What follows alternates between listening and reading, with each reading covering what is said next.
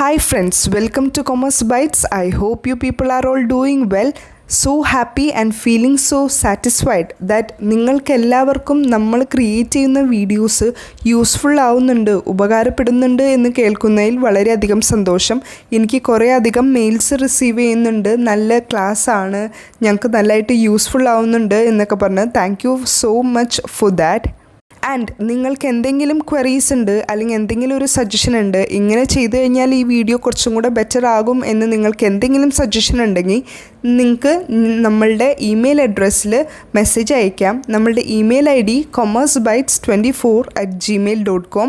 So you people can mail us at that site. Okay? So ഇപ്പം നമ്മൾ കൊണ്ടുപോയിക്കൊണ്ടിരിക്കുന്നത് 2017 question paper സീരീസാണ്. അതിലെ August സെക്ഷൻ്റെ question പേപ്പറിൻ്റെ part 1 ഞാൻ already upload ചെയ്തിട്ടുണ്ട്. ആൻഡ് അതോടൊപ്പം തന്നെ ഞാൻ ഒരു കാര്യം ആഡ് ഓൺ ചെയ്തോട്ടെ. നമ്മൾക്ക് 12 പ്ലേലിസ്റ്റാണ് ക്രിയേറ്റ് ചെയ്തിട്ടുള്ളത്. 11 പ്ലേലിസ്റ്റ് പേപ്പർ 1 മാത്രമുള്ളതാണ്. അതിൽ ഡെയിലി ടോപ്പ് മിനി സീരീസാണ് സ്റ്റുഡൻസിൻ്റെ മോസ്റ്റ് ഫേവറേറ്റ്. അത് കഴിഞ്ഞ് വരുന്ന ഫേവറേറ്റ് ആയിട്ടൊരു സീരീസാണ് higher education series, research series, പിന്നെ ക്വസ്റ്റ്യൻ പേപ്പർ ഡിസ്കഷൻ സീരീസ് 2020 ഉണ്ട്, 2019, 18, 17 ആണ് ഇപ്പോൾ ഓൺഗോയിങ് ആയിട്ട് പോയിക്കൊണ്ടിരിക്കുന്നത്. പിന്നെ ഗോൾഡൻ സീരീസ് ഉണ്ട്. ആൻഡ് അതോടൊപ്പം തന്നെ ഒരു കാര്യം കൂടെ പറഞ്ഞോട്ടെ, നിങ്ങൾക്ക് നല്ല രീതിയിൽ തന്നെ പ്രാക്ടീസ് കിട്ടിക്കോട്ടെ എന്ന് വിചാരിച്ച് model question paper series part 20 വരെ നമ്മൾ ക്രിയേറ്റ് ചെയ്തിട്ടുണ്ട്. അതാണ് നമ്മളുടെ സീരീസിൽ വെച്ച് നോക്കിക്കഴിഞ്ഞാൽ ഏറ്റവും ബിഗ്ഗസ്റ്റ് ആയിട്ടുള്ള സീരീസ്. അത് നിങ്ങൾക്ക് വേണ്ടി മാത്രമാണ് ഞാൻ ഈ ഒരു മോഡൽ ക്വസ്റ്റ്യൻ പേപ്പർ സീരീസ് അത്രത്തോളം നിങ്ങൾക്ക് പ്രാക്ടീസ് ആയിക്കോട്ടെ എന്ന് വിചാരിച്ചാണ് നമ്മൾ അങ്ങനെ ഒരു എഫേർട്ട് ഇട്ട് അങ്ങനെ ഒരു സീരീസ് ക്രിയേറ്റ് ചെയ്തത്. So make use of it all the videos and crack your Kerala set 2021. Okay, so ഇപ്പോൾ നമ്മൾ നോക്കാൻ പോകുന്നത് 2017 ഓഗസ്റ്റ് സീരീസിലെ പാർട്ട് 2 ആണ്. We are going to discuss 6 questions from that section. So without much delay, let's move to the question. Which of the following technique is not associated with psychoanalytical method? Options are option A, dream analysis, option B, free association, option C, introspection, and option D, psychopathology. നമുക്കിവിടെ 4 option തന്നിട്ടുണ്ട്. Psycho analytical method എന്താണ് എന്ന് അറിഞ്ഞിട്ടുണ്ടെങ്കിൽ നിങ്ങൾക്ക് അതിൽ മെത്തേഡ്സും അല്ലെങ്കിൽ അതിൻ്റെ ടെക്നിക്സും അറിയാൻ പറ്റും അല്ലേ. സോ നമ്മൾക്ക് എന്താണ് സൈക്കോ അനലിറ്റിക്കൽ മെത്തേഡ് എന്ന് നോക്കാം. എന്നിട്ട് നമ്മൾക്ക് ഈ 4 ഓപ്ഷനിൽ ഏതൊക്കെയുണ്ട്, ഏതാണ് ഓഡ് വൺ ഔട്ട് എന്നുള്ളത് നമുക്കൊന്ന് ചെക്കൗട്ട് ചെയ്യാം അല്ലേ. സോ ആദ്യം നമുക്ക് സൈക്കോ അനലിറ്റിക്കൽ തെറാപ്പി എന്താണെന്ന് നോക്കാം. Psychoanalytical therapy is developed by Sigmund Freud. അതെല്ലാവർക്കും അറിയാമെന്ന് ഞാൻ വിശ്വസിക്കുന്നു. Freud theory is that person psychological problem are result of repressed impulses or childhood trauma. ചൈൽഡ്ഹുഡിൽ നമുക്കുണ്ടായ എന്തെങ്കിലും ഒരു സ്ട്രെസ്സോ പെയിനോ അതുപോലെ തന്നെ റിപ്രസ്ഡ് ആയിട്ടുള്ള ഇമ്പൾസസ് ഒക്കെ കൊണ്ടായിരിക്കാം നമ്മൾക്കിതുപോലെ ഓരോ സൈക്കോളജിക്കലായിട്ടുള്ള പ്രോബ്ലംസ് അറൈസ് ചെയ്യുന്നത് എന്നാണ് സിഗ്മണ്ട് ഫ്രൂഡ് പറയുന്നത്. And the goal of the therapist is to help a person uncover buried feelings by using the techniques such as free association and dream analysis. So അദ്ദേഹത്തിൻ്റെ തിയറിയിൽ Freud പറഞ്ഞിരിക്കുന്നത് എങ്ങനെയാണെന്ന് വെച്ച് കഴിഞ്ഞാൽ ഒരു പേഴ്സണ് അൺകവർ ആയിട്ടുള്ള കുറച്ച് ബറീഡ് ആയിട്ടുള്ള ഫീലിങ്സ് ഉണ്ടാവും, ഈവൻ നമുക്കും ഉണ്ടാവും, റൈറ്റ്. സോ അങ്ങനെ ബറി ചെയ്ത് വെച്ചിരിക്കുന്ന, അതായത് കുഴിച്ചു മൂടി വെച്ചിരിക്കുന്ന ഫീലിങ്സിനെ പുറത്ത് കൊണ്ടുവരാനുള്ള ആ ഒരു യൂസ് ചെയ്യുന്ന ടെക്നിക്കുകളാണ് സൈക്കോ അനലിറ്റിക്കൽ അനാലിസിസിൽ നമ്മൾ യൂസ് ചെയ്യുന്ന മെത്തേഡ്സ്. അതാണല്ലോ നമുക്ക് ക്വസ്റ്റ്യനിൽ ഇവിടെ പറഞ്ഞിട്ടുള്ളത്. ആൻഡ് ക്വസ്റ്റ്യനിൽ പറഞ്ഞിട്ടുള്ള ഫ്രീ അസോസിയേഷനും ഡ്രീം അനാലിസിസാണ് ശരിക്കും പറഞ്ഞു കഴിഞ്ഞാൽ ഏറ്റവും മോസ്റ്റ് കോമൺ ആയിട്ട് യൂസ് ചെയ്യുന്ന കുറച്ച് ടെക്നിക്ക്. ഓക്കെ, ഫ്രീ അസോസിയേഷൻ അതുപോലെ തന്നെ ഡ്രീം അനാലിസിസ്. സോ ഇത്രയേ ഉള്ളൂ. It is to bring the unconscious or deeply buried thoughts and feelings to the conscious mind. Unconscious മൈൻഡിലായിരിക്കും ആ ഒരു ഡീപ്പ് ഫീലിങ്സും അതുപോലെ തന്നെ ഒരു നമുക്ക് വേണ്ട എന്ന് തോന്നുന്ന കുറച്ച് ഫീലിങ്സ് ഒക്കെ ഉള്ളത്. സോ അത് നമ്മൾക്ക് മാറ്റുന്ന ആ ഒരു ടൈപ്പ് ഓഫ് ടെക്നിക്സ് ആണ് ഈ സൈക്കോ അനലിറ്റിക്കൽ ടെക്നിക്ക് എന്ന് പറയുന്നത്. ഓക്കെ, സോ ഇനി നമുക്ക് 1 by 1 ആയിട്ട് നമുക്കൊരു ഐ തിങ്ക് ഒരു 4-5 ടെക്നിക്സ് ഉണ്ട് സൈക്കോ അനലിറ്റിക്കൽ മെത്തേഡിന്. അത് ഏതെല്ലാമാണെന്ന് നമുക്ക് നോക്കാം. ഇൻട്രോസ്പെക്ഷൻ എന്ന് പറയുന്നത് it is a process that involves looking inward to examine one's own thoughts and emotions. ഒരാളുടെ തന്നെ തോട്ട്സും ഇമോഷൻസും നമ്മൾ എക്സാമിൻ ചെയ്യുന്നതിനെയാണ്. അതും നമ്മൾ നല്ല രീതിയിൽ തന്നെ ഉള്ളിലേക്ക് നോക്കുന്ന ആ ഒരു ടൈപ്പ് ഓഫ് മെത്തേഡാണ് അല്ലെങ്കിൽ ആ ഒരു ടൈപ്പ് ഓഫ് ടെക്നിക്കാണ് ഇൻട്രോസ്പെക്ഷൻ എന്ന് പറയുന്നത്. Experimental use of introspection is similar to what you might do when you analyze your own thoughts and feelings, but in a much more structured and rigorous way. So introspection എന്ന് പറയുന്നത് നമ്മളുടെ on തോട്ട്സും ഇമോഷൻസും നമ്മൾ തന്നെ നല്ല രീതിയിൽ examine ചെയ്യുന്നതിനെയാണ് introspection എന്ന് പറയുന്നത്. ഇനി നമ്മൾക്ക് ഓപ്ഷൻ എയിൽ പറഞ്ഞിട്ടുള്ള ഡ്രീം അനാലിസിസ് എന്താണെന്ന് നോക്കാം. Dream analysis is A technique best known for it's use in psycho analysis. ഞാൻ പറഞ്ഞില്ലേ, ഡ്രീം അനാലിസിസും അതുപോലെ തന്നെ ഫ്രീ അസോസിയേഷനാണ് സിഗ്മണ്ട് ഫ്രോയിഡിൽ നമ്മളെപ്പോഴും യൂസ് ചെയ്യുന്ന technique. And Sigmund Freud viewed that dream as the royal road to the unconscious and developed dream interpretation as a way of tapping into this unconscious material. നമുക്ക് unconscious ആയിട്ടുള്ള ടൈമിൽ നമുക്ക് കുറേ കാര്യങ്ങൾ conscious മൈൻഡിലേക്ക് എത്തിക്കാൻ പറ്റുന്ന ഒരു ഡ്രീം റോഡാണ് അല്ലെങ്കിൽ ഒരു റോയൽ റോഡാണ് ഡ്രീം അനാലിസിസ് എന്ന് പറയുന്ന ടെക്നിക്. ഇനി നെക്സ്റ്റ് ടെക്നിക്കായ ഫ്രീ അസോസിയേഷൻ എന്താണെന്ന് നോക്കാം. It is a practice of psychoanalytical therapy. In practice therapist ask a person in a therapy to freely share the thoughts, words and anything else that come into the mind. ഒരു പേഴ്സൻ്റെ മൈൻഡിലേക്ക് പെട്ടെന്ന് എന്തൊക്കെയാണ് വരുന്നത്, words ആയിക്കോട്ടെ, thoughts ആയിക്കോട്ടെ, എന്തുമായിക്കോട്ടെ, അപ്പോൾ നമ്മൾ മൈൻഡിലേക്ക് എന്താണോ വരുന്നത് അത് ഷെയർ ചെയ്യാൻ പറയുന്നു. So the thoughts need not to be coherent, but it may help if they are authentic. അത് എത്ര ഇമ്പോർട്ടൻ്റ് ആയിട്ടുള്ളതാണെങ്കിൽ നമ്മൾക്കത് വെച്ച് യൂസ് ചെയ്യാൻ പറ്റും. ദിസ് ടൈപ്പ് ഓഫ് ടെക്നിക് അല്ലെങ്കിൽ this type of psychoanalytical തെറാപ്പിനെയാണ് ഫ്രീ അസോസിയേഷൻ എന്ന് പറയുന്നത്. ഓക്കെ, ആൻഡ് പിന്നെ നമ്മളിപ്പോൾ ഇൻട്രോസ്പെക്ഷൻ പറഞ്ഞു ഓപ്ഷൻ സിയിലുള്ളത്, അതുകൊണ്ട് തന്നെ നമുക്ക് മനസ്സിലായി option A, B, C dream analysis, free association and introspection ഈ മൂന്നും ടെക്നിക്സ് ഓഫ് സൈക്കോ അനലിറ്റിക്കൽ മെത്തേഡാണ്. And option D psycho pathology എന്ന് പറയുന്ന ടേം ഈ ഒരു മെത്തേഡല്ല, സൈക്കോ അനലിറ്റിക്കൽ മെത്തേഡല്ല എന്ന് നമുക്ക് ഇതിൽ നിന്ന് കൺക്ലൂഡ് ചെയ്യാൻ പറ്റും. Psychopathology is a term which refers to either the study of mental illness or mental distress. നമ്മളുടെ എന്തെങ്കിലും ഒരു മെൻ്റൽ ഇൽനെസ്സിനെയോ അല്ലെങ്കിൽ മെൻ്റൽ ഡിസ്ട്രെസ്സിനെയോ ഫോക്കസ് ചെയ്യുന്ന ഒരു വേർഡാണ് സൈക്കോ പാത്തോളജി എന്ന് പറയുന്നത്. I hope this question is all clear to you, right? That's it. Now let's move to the next question.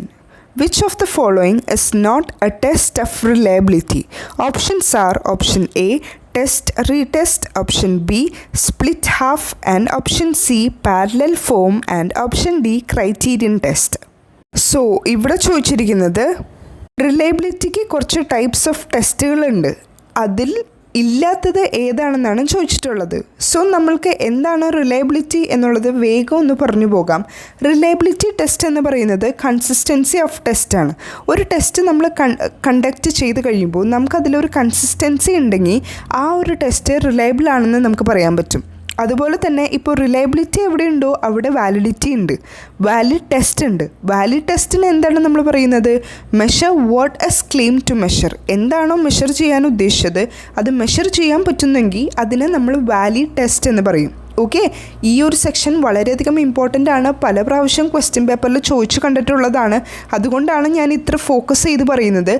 എപ്പോഴും ഓർക്കാൻ വേണ്ടിയിട്ട് ഞാനൊരു ടിപ്പ് പറഞ്ഞു തരാം. RC എന്നും VM എന്നും ഓർക്കുക.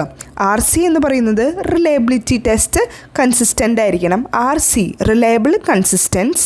അതുപോലെ തന്നെ വാലിഡ് ടെസ്റ്റിന് V and M, valid test measurable ആയിരിക്കണം. ഓക്കെ, ഇനി ആ ഒരു പോയിന്റ് മറന്നു പോകാതിരിക്കുക. ഓക്കെ, സോ ഈ ഒരു reliability can be measured by different statistical method. ആ ഡിഫറെൻറ്റ് ടൈപ്പ് ഓഫ് സ്റ്റാറ്റിസ്റ്റിക്കൽ മെത്തേഡാണ് ഇപ്പോൾ നമ്മൾ നോക്കാൻ പോകുന്നത്. നമുക്ക് ഓൾമോസ്റ്റ് ഒരു 4 ടൈപ്സ് ഓഫ് സ്റ്റാറ്റിസ്റ്റിക്കൽ മെത്തേഡ് ഉണ്ട്. First one, test retest. അതായത് സെയിം ടെസ്റ്റ് തന്നെ ഓവർ ടൈം കഴിയുമ്പോൾ നമ്മൾ അതേ സെയിം ടെസ്റ്റ് കണ്ടക്ട് ചെയ്തുകൊണ്ടിരിക്കുക. Okay, then interrater, the same test conducted by different people. പല ആളുകൾ സെയിം ടെസ്റ്റ് തന്നെ കണ്ടക്ട് ചെയ്യുന്നു.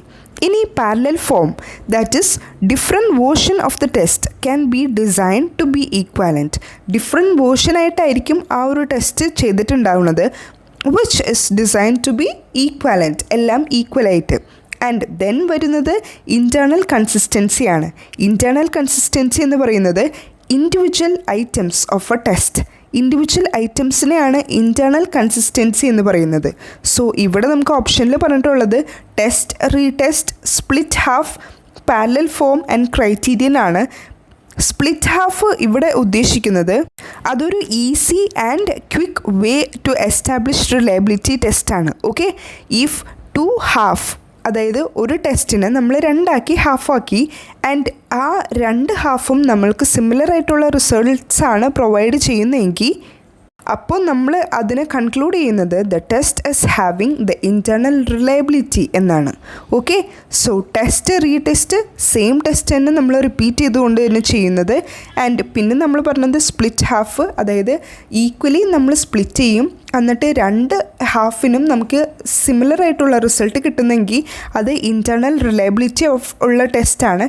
ആൻഡ് പാരലൽ ടെസ്റ്റും നമ്മൾ മെൻഷൻ ചെയ്തു. അപ്പോൾ ഇതിൽ ഓഡ് വൺ ആയിട്ട് നിൽക്കുന്നത് option D, that is criterion ടെസ്റ്റാണ്. Okay, so I think this point is all clear to you. ഇപ്പോൾ നമ്മൾ റിലയബിലിറ്റി എന്താണെന്ന് നോക്കി, അതുപോലെ തന്നെ വാലിഡ് ടെസ്റ്റ് എന്താണെന്ന് നോക്കി. റിലയബിലിറ്റി ഓർക്കാൻ വേണ്ടിയിട്ടുള്ള കീ ഞാൻ പറഞ്ഞത് റിലയബിലിറ്റി ടെസ്റ്റ് കൺസിസ്റ്റൻ്റ് ആണ്, സോ RC. അതുപോലെ വാലിഡ് ടെസ്റ്റിന് നമ്മൾ പറഞ്ഞത് VM, വാലിഡ് ടെസ്റ്റ് മെഷറബിൾ ആണ്, VM. Okay, now moving to the next question. Acronym MOOC, MOOC stands for. ഇതിൻ്റെ ഫുൾ ഫോം ആണ് ചോദിച്ചിട്ടുള്ളത്. നമുക്ക് ഓപ്ഷനിൽ ഒരു 4 ഡിഫറെൻ്റ് ആയിട്ടുള്ള ഓപ്ഷൻസ് തന്നിട്ടുണ്ടായിരുന്നു. ഞാനിവിടെ കറക്റ്റ് ആയിട്ടുള്ള ആൻസർ മാത്രമാണ് ഇവിടെ നോട്ട് ചെയ്ത് വെച്ചിട്ടുള്ളത്. മാസീവ് ഓപ്പൺ ഓൺലൈൻ കോഴ്സ് എന്നാണ് MOOC എന്നുള്ള ഒരു ടേമിൻ്റെ ഫുൾ നെയിം. ഓക്കെ, സോ എനിക്ക് എൻ്റെ സ്റ്റുഡൻസിനോട് പറയാനുള്ളത്, ഡെയിലി ടോപ്പ് മിനി സീരീസിൽ ഞാൻ MOOC ആൻഡ് MOODLE എന്ന് പറഞ്ഞ 2 ടേംസ് മാത്രം എക്സ്പ്ലെയിൻ ചെയ്തു പോകുന്ന ഒരു വീഡിയോ ഇട്ടിട്ടുണ്ട്. അത് ഞാൻ ഡിസ്ക്രിപ്ഷൻ ബോക്സിൽ ആഡ് ഓൺ ചെയ്തിരിക്കാം. നിങ്ങൾ മസ്റ്റായിട്ട് കണ്ടിരിക്കണം, കാരണം അത് അത്ര ഇമ്പോർട്ടൻ്റ് ആണ്. ഇപ്രാവശ്യത്തെ ക്വസ്റ്റ്യൻ പേപ്പറിൽ നമുക്ക് MOOCനെ പറ്റിയോ അല്ലെങ്കിൽ MOODLE പറ്റിയിട്ടുള്ള ഒരു ക്വസ്റ്റ്യൻ നിങ്ങൾക്ക് എക്സ്പെക്റ്റ് ചെയ്യാം. That is for 100% sure. അതുകൊണ്ടാണ് ഞാൻ അത്ര ഇമ്പോർട്ടൻസോട് കൂടി തന്നെ ഒരു സെപ്പറേറ്റ് വീഡിയോ ക്രിയേറ്റ് ചെയ്തിട്ടിരിക്കുന്നത്. അതിൻ്റെ ഹെഡിങ്ങും MOOC ആൻഡ് MOODLE തന്നെയാണ്. Daily top mini series miss out ചെയ്തവർ മസ്റ്റായിട്ട് കണ്ടിരിക്കണം, കാരണം അത് അത്ര ഇമ്പോർട്ടൻ്റ് ആയിട്ടുള്ള സീരീസാണ് ക്രിയേറ്റ് ചെയ്തിട്ടുള്ളത്. അതിൽ നമ്മളൊരു 95% പോർഷൻ ഇപ്രാവശ്യത്തെ ക്വസ്റ്റ്യൻ പേപ്പറിൽ എക്സ്പെക്റ്റ് ചെയ്യാവുന്ന പോർഷൻസ് മാത്രം ഇൻക്ലൂഡ് ചെയ്ത് ക്രിയേറ്റ് ചെയ്തിരിക്കുന്ന സീരീസാണ്. ഓക്കെ, സോ സമയം കളയുന്നില്ല. മാസീവ് ഓപ്പൺ ഓൺലൈൻ കോഴ്സിനെ പറ്റി നിങ്ങൾ ആ ഒരു വീഡിയോ കണ്ടാൽ മതി. അതിൻ്റെ ലിങ്ക് ഞാൻ ഡിസ്ക്രിപ്ഷൻ ബോക്സിൽ ഇട്ടിരിക്കാം. Okay, so now let's move to the next question. Which of the following is not an urgent reform suggested by Kothari Commission? ഇതിൽ പറഞ്ഞിട്ടുള്ള വിച്ച് ഓഫ് ദ ഫോളോയിങ് ഇസ് നോട്ട് എ അർജൻറ്റ് റിഫോം എന്നാണ് ചോദിച്ചിട്ടുള്ളത്.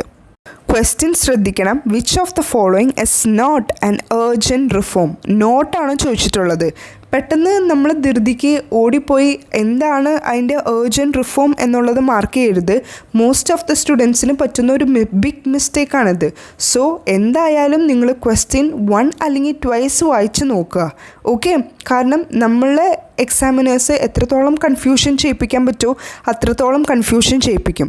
സോ നിങ്ങൾ ആ ഒരു കെണിയിൽ ചെന്ന് ചാടരുത്. നിങ്ങൾ ചെയ്യേണ്ടത് ക്വസ്റ്റ്യൻ 2 പ്രാവശ്യം വായിച്ച് നോക്കിയിട്ട് മാത്രം നിങ്ങൾ ഓപ്ഷൻസ് വായിച്ച് അതിൻ്റെ ആൻസർ ഏതാണെന്ന് ചൂസ് ചെയ്യാൻ പാടുള്ളൂ. ഓക്കെ, സോ ഇവിടെ പറഞ്ഞിട്ടുള്ളത് which of the following is not an urgent reform suggested by Kothari കമ്മീഷനാണ്. കൊത്തരി കമ്മീഷൻ എല്ലാവർക്കും അറിയാം. കൊത്തരി കമ്മീഷൻ്റെ ഇയർ വന്നിട്ട് 1964 ആണ്. ഈ ഒരു കമ്മീഷൻ്റെ മെയിൻ ഫോക്കസ് എന്ന് പറയുന്നത് എഡ്യൂക്കേഷനെ പറ്റിയിട്ടാണ്. അതുപോലെ തന്നെ ഈ കൊത്തരി കമ്മീഷനെ നമ്മൾ മറ്റൊരു പേരിൽ വിളിക്കുന്നത് നാഷണൽ എഡ്യൂക്കേഷൻ കമ്മീഷനാണ്. അപ്പോൾ ഇതിൽ നിന്ന് നിങ്ങൾക്ക് എന്ത് മനസ്സിലാക്കാൻ പറ്റും? എഡ്യൂക്കേഷൻ റിലേറ്റ് ചെയ്ത പോയിൻറ്റ്സ് എല്ലാം ഒരു കാറ്റഗറിയിലേക്ക് നമുക്ക് പെടുത്താൻ പറ്റും അല്ലേ? ഇപ്പോൾ ഇവിടെ തന്നെ നോക്കൂ. ഓപ്ഷൻ എ പറഞ്ഞിട്ടുള്ളത് internal transmission of education, option ബിയിൽ പറഞ്ഞിട്ടുള്ളത് qualitative improvement of education and option സിയിൽ പറഞ്ഞിട്ടുള്ളത് expansion of education facilities and option ഡിയിൽ പറഞ്ഞിട്ടുള്ളത് പ്രൊപ്പഗേഷൻ ഓഫ് ട്രഡീഷണൽ വാല്യൂസ്. ഇവിടെ നിങ്ങളൊന്ന് നോക്കിയേ, നമുക്ക് ഗ്രൂപ്പിംഗ് ടെക്നിക്ക് ഇവിടെ യൂസ് ചെയ്യാൻ പറ്റില്ലേ? കാരണം ഓപ്ഷൻ എയിൽ പറഞ്ഞിട്ടുണ്ട് ഇൻറ്റേർണൽ ട്രാൻസ്മിഷൻ ഓഫ് എഡ്യൂക്കേഷൻ്റെ ഒരു ഇൻറ്റേർണൽ ട്രാൻസ്മിഷൻ, ഒരു അങ്ങോട്ടും ഇങ്ങോട്ടും എന്നുള്ള രീതിയിലുള്ള ഇൻറ്റേർണൽ ട്രാൻസ്മിഷൻ ഓഫ് എഡ്യൂക്കേഷൻ.